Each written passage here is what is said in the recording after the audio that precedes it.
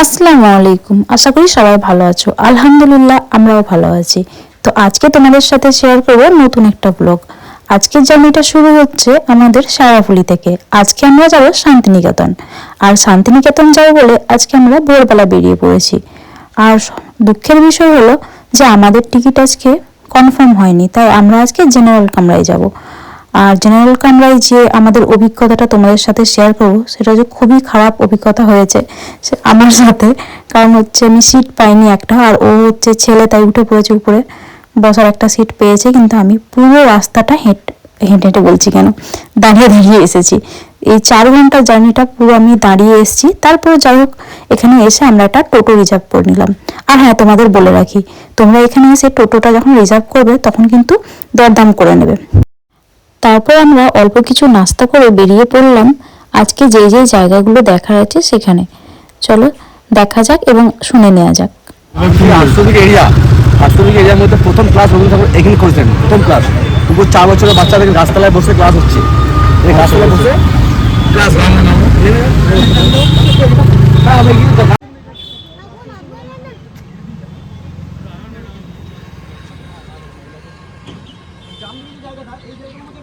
একটু বলে দেবে চালের ঘরটা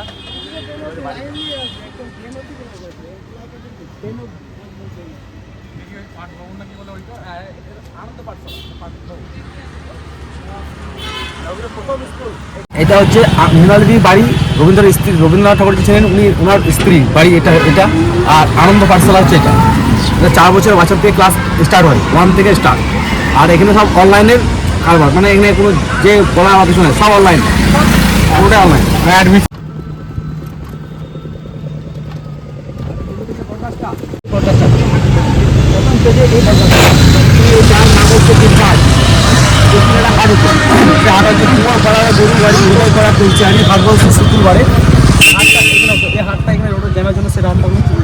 ফায়ার চলে গেছে।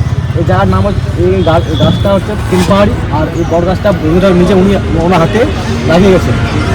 হ্যাঁ, আর এই কিন্তু সরকার মানুষ পাড়া গরু বাড়ি বোঝাই করা করতে পারি আর শুক্রবারে সেই হাটটা এখানে বসতো। বস্তুগঞ্জে পদ্মা পাড়ে, সে বস্তুগঞ্জের এখানে নয়, সেটা তো অনেকটা রাস্তা।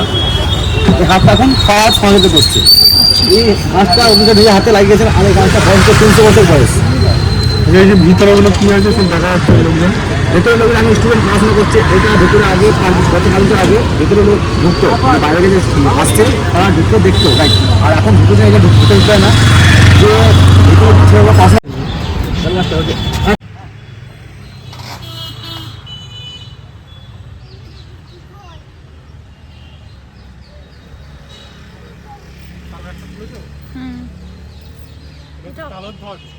এটা অত বছর আগের তাল গাছ নাকি? হ্যাঁ,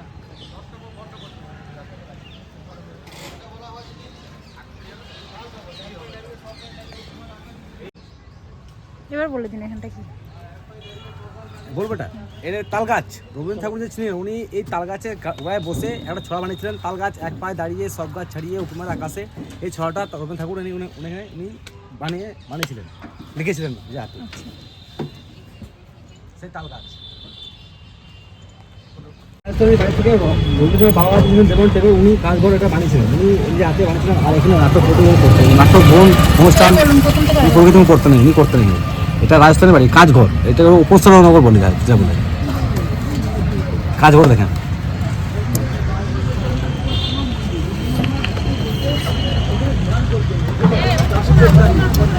আর এই জায়গার নাম হচ্ছে অ্যাকচুয়ালি শান্তিনিকেতন। এই জায়গার নাম হচ্ছে অ্যাকচুয়ালি ভবনডাঙ্গা।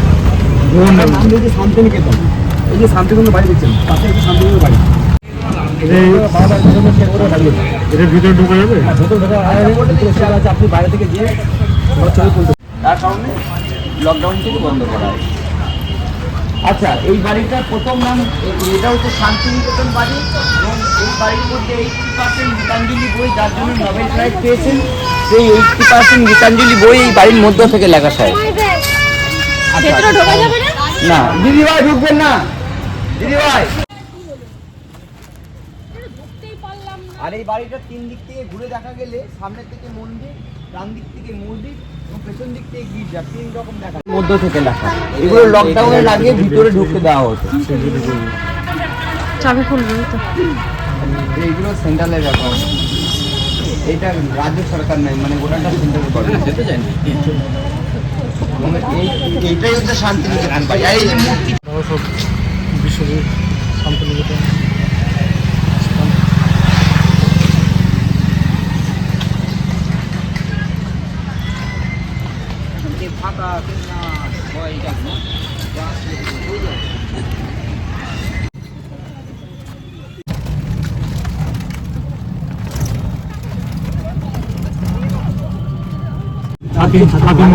কাছ থেকে 1 টাকা দিয়ে এই যে বাউন্ডারি দেখছেন পুরোটাই, যে বাউন্ডারি যে ঘেরা আছে পুরোটাই রায়পুর কাছ থেকে 1 টাকা দিয়ে এই জায়গাটা কিনেছিলেন।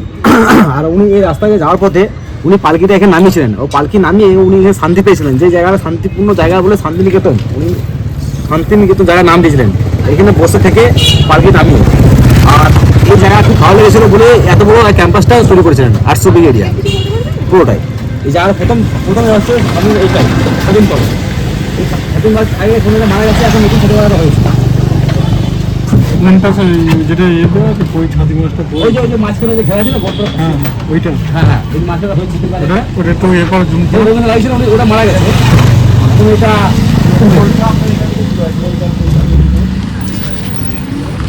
এটা দেখতে বেশ ভালো লাগছে না?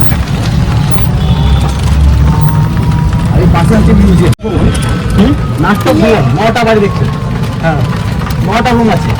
বিশ্বভারতীতে যে আসলে এরিয়া যা যত কোনো নাটক হয় সব এখানে হয়, আর এখান থেকে স্টার্টিং হয় না, এখনো হয়, এখনো হয়। নাটক ঘর নাটক বসার হয় প্রত্যেকটা আর 8টা থেকে স্টার্ট হয় পুরোটা নাটক। কিন্তু গাছতলা পাতা পড়ছে না, এই যে পাতা একদম সব লেটেস্ট হবে। আর এই জায়গার নাম হচ্ছে কলাভবন, এটা হচ্ছে কলাভবন।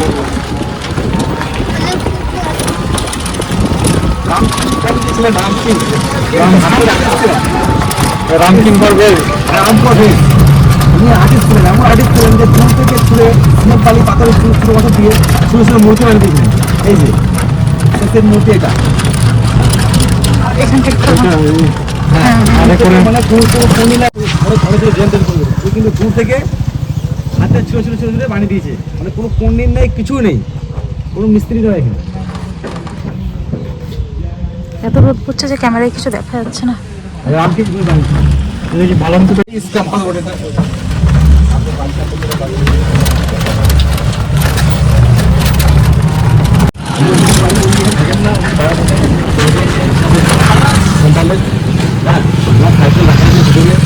যখনই আসে সাইকেল ঘুরেন আবার চলে যান। কার বাড়ি এটা? অমর্ত্য সেনের বাড়ি, এই টিউশন অমর্ত্য সেন, যিনি নোবেল পেয়েছিলেন, নোবেল পুরস্কার পেয়েছিলেন। হ্যাঁ অমর্ত্য সেনের বাড়ি, বিখ্যাত অর্থনীতিবিদ অমর্ত্য সেনের বাড়ি। মানে এটা আপনার জায়গায় দেখাশোনা। তারপর আমরা চলে গেলাম ডিয়ার পার্কে। এখানে নাকি অনেক হরিণ দেখা যায়, তো চলো আমরা যে দেখি যে কিরকম কত হরিণ দেখা যায়, কারণ একসাথে তো অত হরিণ কখনো দেখিনি আমরা। তো এখানে টিকিট কাটা ব্যবস্থা আছে, এবং যদি কেউ আইডি প্রুফ নিয়ে আসে তার জন্য ফ্রি। তো আমাদের কাছে যেহেতু আইডি প্রুফ ছিল, তো আমরা ফ্রিতেই ঢুকে গেলাম এখানে। আর ঢুকেই দেখি দল দল হরিণ সব মানে পর লাইন বাই লাইন যাচ্ছে। তারপর ভিতরে গিয়ে বুঝতে পারলাম ওদের খাবার টাইম হয়ে গেছে, ওদের খাবার দিচ্ছে আর ওরা লাইন বাই লাইন ঠিক আসছে। ওরাও ঠিক জানে কোন টাইমে খাবার দেয়। তো দেখো কত হরিণ একসাথে, একদম বড় থেকে ছোট বাচ্চা একদম। আর সব থেকে সুন্দর লাগছে ওই সিংওয়ালা হরিণগুলোকে, এত সুন্দর লাগছে। আর সত্যি কথা বলতে আমি এত কাছ থেকে কখনো হরিণ দেখিনি। আর হরিণের বাচ্চাগুলোকে কি কিউট ছোট্ট ছোট দেখতে দেখো। আর আমিও আস্তে আস্তে হাঁটতে হাঁটতে যাচ্ছি যেখানে ওদের খাবার দেওয়া হয়, ওখানে একদম গিয়ে কাছ থেকে দেখবো সেই জন্য। তো আমি হাঁটতে হাঁটতে প্রায় চলে আসলাম যেখানে খাবার দিচ্ছিল। আর অনেক খাবার দিয়েছে ওখানে। প্রথমে ভাবলাম যে এত খাবার হয়তো খাবে না, কিন্তু ফেরার সময় দেখি ও বাবা এরা তো সব ফিনিশ করে ফেলেছে। আর এই দেখো এখানে আমি একা নয়, এখানে যারা এসেছে সবাই ছবি তুলতে ভিডিও করতে ব্যস্ত হরিণগুলো, কারণ আমার মনে হয় সবাই এত কাছ থেকে হয়তো প্রথমবারই দেখছে। তো যাই হোক মনে হচ্ছিল আর একটু হাত বাড়ালেই হয়তো হাত দিতে পারবো হরিণগুলোতে, কখনো তো ছুঁয়ে দেখিনি। তো যাই হোক দেখো সবাই ওয়েট করছে, খাবারগুলো ঢালছে, ওরা সব দাঁড়িয়ে দাঁড়িয়ে দেখছে যে ওদের খাবারগুলো ঢালা হচ্ছে, ওরা ওয়েট করছে। কেউ কিন্তু আগে গিয়ে ওখানে খেতে শুরু করেনি, ওরা ফার্স্ট দেখলো যে ওদের খাবারগুলো দেওয়া কমপ্লিট হয়েছে, তারপরে কিন্তু ওরা এসেছে। এটা খুব ভালো জিনিস একটা দেখতে লাগছে, তাই না? তো যাই হোক, এবার ওরা খেতে শুরু করবে দেখো।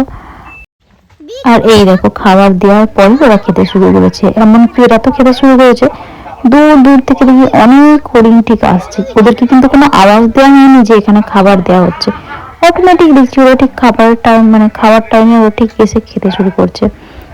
আর এইরকম আমি কাছ থেকে জুম করে যে শিংগুলো তুলেছি, শিংগুলো না কি সুন্দর দেখতে। আর এরকম ছোট্ট ছোট্ট কত বাচ্চা, মনে হচ্ছিল একটাকে তুলে নিয়ে চলে আসি, বাট এটা তো করা যাবে না। তো যাক, এদের শিংগুলোর মধ্যে ছোট ছোট লোম আছে দেখছি, কি সুন্দর দেখতে। আমি ভাবতাম হয়তো শিংগুলো যেমন নর্মাল গরুদের শিং হয় ওরকম, তো কাছ থেকে যখন দেখলাম না, ওদের শিংয়ের মধ্যে ছোট ছোট লোম আছে।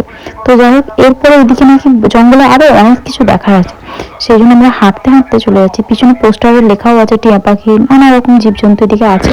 কিন্তু সত্যি কথা বলতে, অর্ধেকটা হেঁটে যাওয়ার পর দেখছি পুরোটা ঘিরে দিয়েছে, ওদিকে যাওয়া যাবে না, কারণ কিছু নিশ্চয়ই কাজ চলছে, যার জন্য ওদিকে যেতে দেওয়া হচ্ছে না। তো যাই হোক, আমরা একটা গাছের তলায় বসে সেখানে ভিডিও করলাম। আর এই দেখো, চারিদিকে কিন্তু নেট দিয়ে ঘেরা আছে, যাতে না কেউ কোনো দিকে যেতে পারে। তারপর ওখান থেকে বেরিয়ে আমরা আবার চললাম। আর এই যে এটা কি ফুল, তোমরা কি কেউ বলতে পারবে? এই ফুলটা আমার অনেক পছন্দ হয়েছে, তাই টোটোওয়ালা ভাই আমাদেরকে ফুলটা গাছ থেকে ছিঁড়ে দিল। তো যাই হোক, এই হচ্ছে ময়দান, যেখানে হচ্ছে বসন্ত উৎসব হয়। তোমরা অনেকেই জানো যে বসন্ত উৎসব এখানে প্রচুর বড় করে মানানো হয়। তারপর আমরা পৌঁছে গেলাম সৃজনী শিল্পগ্রামে। এখানে ঢুকেই দেখলাম খুব সুন্দর, মানে গেটটা তৈরি করা হয়েছে। তো যাই হোক, আমরা ঢোকার আগে এখানে ডাবের জল খেয়ে নিলাম, কারণ যেহেতু দিনের বেলায় অনেকটাই গরম ছিল, আর এখানে ডাবগুলো অনেক কম দামেও পাওয়া যাচ্ছিল। তো যাই হোক, শিল্পগ্রাম যে নাম দেওয়া হয়েছে, কারণটা তোমরা দেখতেই পাচ্ছ, ঢুকে যেই মানে গ্রামের যেমন সে আগেকার যুগে যেমন গ্রামে সব ছাউনি বাড়ি ওই টাইপের জিনিসগুলো এখানে আছে। আর এখানে আমার হাজব্যান্ড টিকিট কেটে নিল, আর আমরা ঢুকে গেলাম ভিতরে। আর ভিতরে ঢুকতেই মানে চারিদিকটাই দেখছি মানে খুব সুন্দর, মানে হাতের তৈরি সব কিছু জিনিস, ঘর পর্যন্ত এত সুন্দরভাবে তৈরি করা হয়েছে, কি বলবো। আর এখানে একজন বাউল বাঁশি বাজাচ্ছিলেন, সেটাও তোমাদের শোনাই, শোনো। কত নিয়েছে?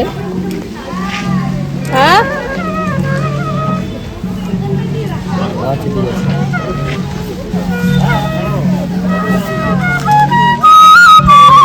দিদিকে তুমি বলে দাও, আমার শুনবেন।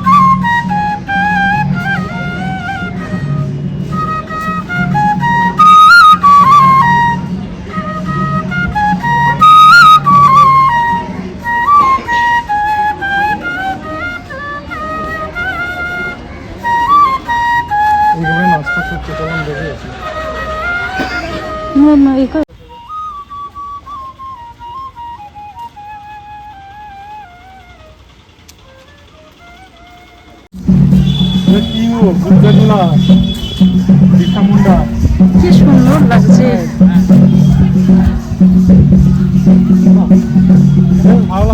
হ্যাঁ, কি দারুণ লাগছে। এখানটা ছবি তুললে হেভি লাগবে দেখতে। কি গো, এখানটা ছবি তুললে ভালো হবে। আমিও করবো ওদের সাথে, আমাকে তুলবে। তারপর আমরা চলে এলাম আরো ভিতরে, যেখানে আদিবাসীদের একটা নাচ হয় সেটা। আর আমার এটা অনেক দিনের ইচ্ছা ছিল, তো যাই হোক এখানে এসে শেষমেশ পূরণ হয়েও গেল। এই নাচটা আমার দেখতেও ভালো লাগে, আর আমার করারও ইচ্ছা ছিল। আমি অবশ্য নাচ টাচ করতে পারি না, আমি জাস্ট এমনি ওদের সাথে ঘুরছিলাম। তো তোমাদেরও দেখাই সেটা।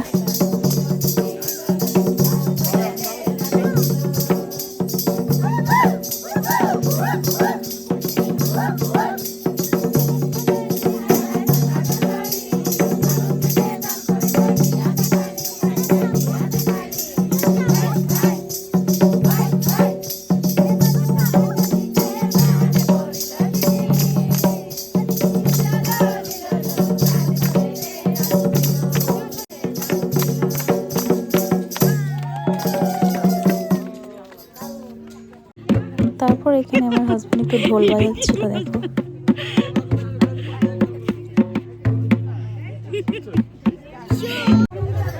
তারপর আমিও একটু ট্রাই করলাম।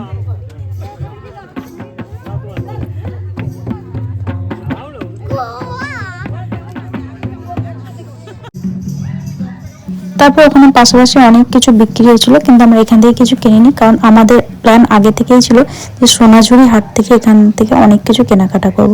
তো এখানে প্রায় সব জায়গাতেই এইসব জিনিসগুলো বিক্রি হচ্ছে। তবে হ্যাঁ, এখানে যারা আসবে তারা একটু বার্গেনিং করে নেবে, কারণ হচ্ছে এখানে আবার একটু দাম বেশি বলে তোমরা কমিয়ে তোমাদের মতো করে নিও। আর এখান থেকে একদম ভূত সেজে ঘুরছে, মানে হঠাৎ করে কেউ দিকে ভয়ই পেয়ে যায়।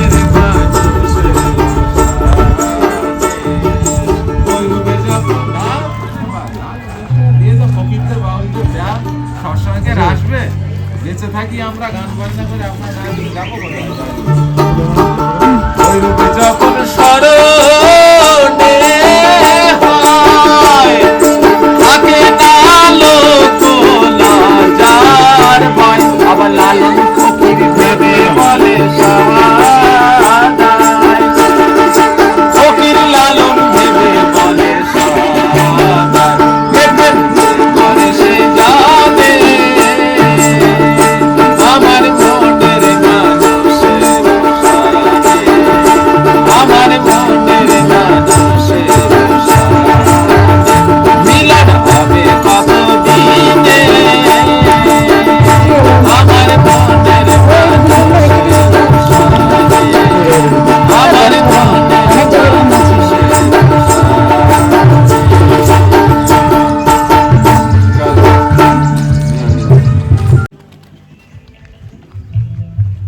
এই যে বাউল গান দেখলে তোমরা, এখানে সব জায়গাতে এটা হচ্ছে।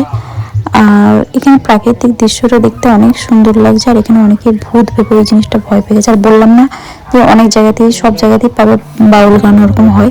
তো আর এখানটা দেখো খুব সুন্দর একটা জায়গা, মানে এখানে বসে থাকতে ইচ্ছা করছিল। বিশেষ করে গরমকালে এলে এখানে বসে থাকতে খুব ভালো লাগবে, যেহেতু গরমকালে হাওয়া চলবে, পুকুরের পাড়ে বসে থাকতে খুবই ভালো লাগে, তাই না? তো যাই হোক, আমরা তো এখান থেকে বেরিয়ে যাব, কিন্তু বেরোতে বেরোতে দেখলাম এখানে অনেক কিছু মানে এক জায়গায় অনেক জায়গায় ভিড়, বুঝতে পারছিলাম না যে এত ভিড় কেন, সব কি দেখছি ভিতরে। তারপরে পরে জানলাম যে বিভিন্ন বিভিন্ন স্টেটের এখানে হস্তশিল্প রাখা রয়েছে। তো আমরাও ভিতরে এক দু জায়গায় ঢুকে দেখলাম। তো যাই হোক, তারপরে আমরা এখানে এত রোদ যে দাঁড়াতেই পাচ্ছিলাম না। আর এখানে বিভিন্ন জায়গাতে বাচ্চারা স্কুল থেকে এসেছে এইসব জিনিস দেখবে বলে। আর আমার সত্যি কথা বলতে মানে আর এনার্জি ছিল না এই রোদের মধ্যে সবগুলো ঘুরে ঘুরে দেখার। তো দু একটাতে যা ঢুকেছিলাম আর তোমাদের ভিডিও করে দেখাতে পারছিলাম না। আবার কোনো কোনো জায়গায় তো জুতো খুলতে হবে বলে আমি আর ঢুকিনি, কারণ জুতো খুলে আবার লেস বাঁধা অনেক কঠিন ব্যাপার আমার কাছে। তো যাই হোক, এক জায়গায় ঢুকলাম যেখানে জুতো পরে ঢুকতে পারবো। এখানে হচ্ছে ওই বিভিন্ন তাঁত বানাই যে মেশিন দিয়ে, সেগুলো সব রাখা আছে। অনেক কিছু হস্তশিল্প তৈরি করা আছে, আমার মাথার উপরে দেখতেই পাচ্ছ সেগুলো রাখা আছে, মানে মিউজিয়াম টাইপের যে হয় না, ওই রকমই কিছু একটা। তো যাই হোক, আমরা এখানে দেখলাম। আর তোমরা দেখতেই পাচ্ছ যে আমি মাথায় টুপিটা এইভাবে নিয়ে ঘুরছি, এত রোদ যে তাকাতেই পাচ্ছিলাম না। তবে হ্যাঁ, রোদ ছিল ঠিক কথাই, বাট পরিবেশটা কেমন ঝলমলে লাগছিল। রোদ না থাকলে হয়তো এতটা ঝলমলে লাগতো না, মানে এই প্রাকৃতিক দৃশ্যটার সাথে ঠিক মানাতোও না। তো যাই হোক, এখানে একটা পালকি রাখা ছিল। আমার বহু দিনের শখ, আমি এরকম পালকি চড়ে বিয়েতে যাব, কিন্তু শখ আর মিটল না, বিয়ে হয়ে গেল। তো যাই হোক, এই যে যাচ্ছে দেখো, এরকম করে যে আগেকার যুগে বিয়ে হতো, পালকি করে নিয়ে যেত, দেখতে কতই সুন্দর লাগতো। ওই যে ছোটবেলায় শুনতাম না পালকিতে বউ চলে যায়, ওরকম সব ছোটবেলা থেকে মেয়েদের একটা শখ থাকতো ছোটবেলায়, যেরকম পালকি চড়ে বিয়ে হবে। কিন্তু সে আর হলো কোথায়, পালকিও হলো না, ঘোড়াও হলো না, কোনো কিছুই হলো না। তো যাই হোক, বিয়ে তো হয়ে গেছে, সেটা নিয়ে আফসোস করে লাভ নেই। তারপর বেশি ঘোরাঘুরি না করে বাইরে এসে একটু আম পোড়ার শরবত খেয়ে আমরা আবার বেরিয়ে পড়লাম, কারণ বুঝতেই পারছো। আর আমরা এখন বেরিয়ে চলে এলাম রাজবাড়িতে, চলে আসলাম সুরুল রাজবাড়ি। তো রাজবাড়িতে আমার একটু লাগছিল না যেটা কোনো রাজবাড়ি বা জমিদার বাড়ি, রাজবাড়িতে আবার টিকিট কেটে ঢুকতে হচ্ছে। তো যাই হোক, আমরা টিকিট কেটে ভিতরে ঢুকে পড়লাম, কিন্তু কি জানি কেন আমার মনে হচ্ছিল না যেন যেটা রাজবাড়িতে ঢুকলাম। রাজবাড়ি আমি ভাবি কি বেশ ভাঙাচোরা আছে, পুরোনো জিনিস হবে, ওরকম কিছু একটা প্ল্যান ভেবে এসেছিলাম হয়তো। তারপর এখানে এসে দেখলাম যে ওরকম কিছু না, এখানে রং টং করে একদম অন্যরকমই দেখতে লাগছে। আর হ্যাঁ, তোমাদের বলে রাখি, তোমরা যারা ওয়েস্ট বেঙ্গল থেকে আমার ভিডিও দেখছো তারা অনেকেই জানো দেবের একটা সিনেমার শুটিং হয়েছিল এখানে, ঢাকের তালে কোমর দোলে এই গানটার। তো এখানে হয়েছিল এই শুটিংটা। আর যাই হোক, আমার এখানে কোনো দিক থেকে এটা রাজবাড়ি জমিদার বাড়ি মনে হচ্ছিল না, মনে হচ্ছিল স্কুল টাইপের কিছু মনে হচ্ছিল দেখতে।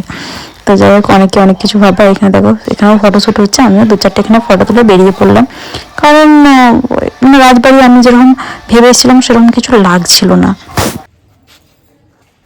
তারপর আমরা সুরুর রাজবাড়ি থেকে বেরিয়ে আবার টোটো করে যেতে শুরু করলাম রায়পুর রাজবাড়ি।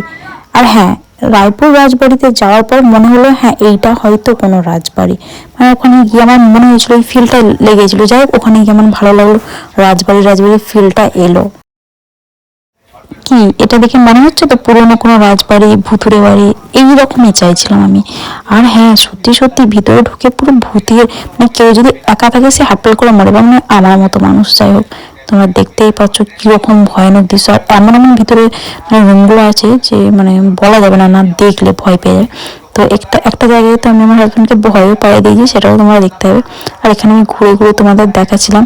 এখানে যদি ভূতের কেউ শুটিং করে না, হেব্বি আসবে। এটা মনে হচ্ছে না পুরোনো রাজবাড়ি, আর ভিতরে সত্যি মানে কি ভয়ানক জিনিস। আর এর মধ্যেই দেখি নাকি ফটোশ্যুট হচ্ছে, ভিডিও শ্যুট হচ্ছে। এই যে কিছু জনের ব্যাগপত্র দেখতে পাচ্ছে, এখানে সব দেখতে পাচ্ছি। যেখানে দাঁড়াচ্ছি সেখান থেকেই সরে বলছি একটু সরে যান, এখানে ভিডিও হচ্ছে।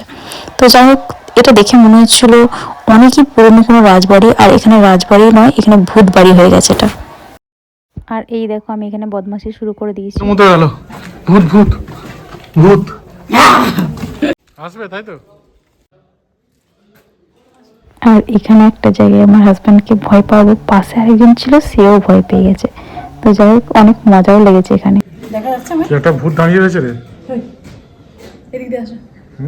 এখানে বলুন কেমন ভুতুরে টাইপের বাড়ি। এই সারা ভয় পেয়ে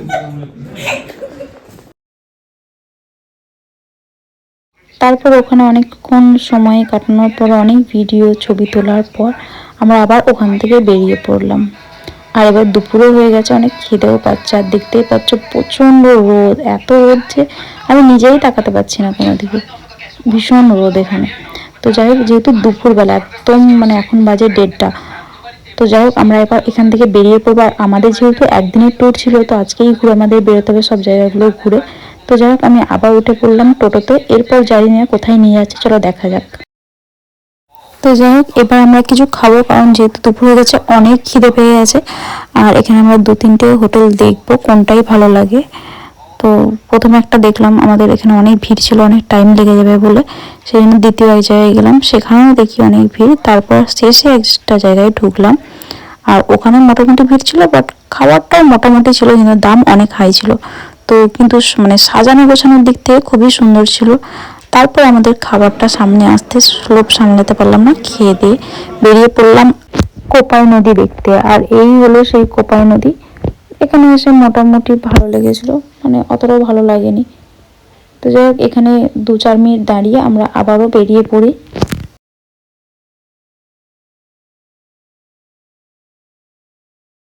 তারপর অনেকগুলোই ভিডিও ছিল, সেগুলো আমি তোমাদের দেখালাম না, কারণ তোমরা বোর হয়ে যাবে এত বড় একটা ব্লগ দেখতে দেখতে। আমরা শেষে চলে আসলাম। এটাই হচ্ছে সেই, যেখানে আমার আসার অনেক স্বপ্ন ছিল, সেটাই হচ্ছে সেই সোনাঝুরি হাট। আর সোনাঝুরি হাটে আমি বেশি ভিডিও করিনি, কারণ এখানে যেহেতু কেনাকাটার ব্যাপার ছিল, সেই জন্য ভিডিও করতেও পারিনি। আর হ্যাঁ, এখানে আসলে তোমাদের আমি জানি অবশ্যই ভালো লাগবে, কারণ এখানের জিনিসপত্রগুলো এত সুন্দর যে চোখ ফেরানো যাচ্ছিল না। আর বিশেষ করে এখানের শাড়িগুলো এত সুন্দর যে তোমাদের কি বলবো। একদম পিওর কটনের শাড়ি থেকে শুরু করে পিওর বেডশিট এবং হাতের তৈরি বিভিন্ন জুয়েলার সব কিছু এখানে পাবে, আর তোমাদের ভালোও লাগবে।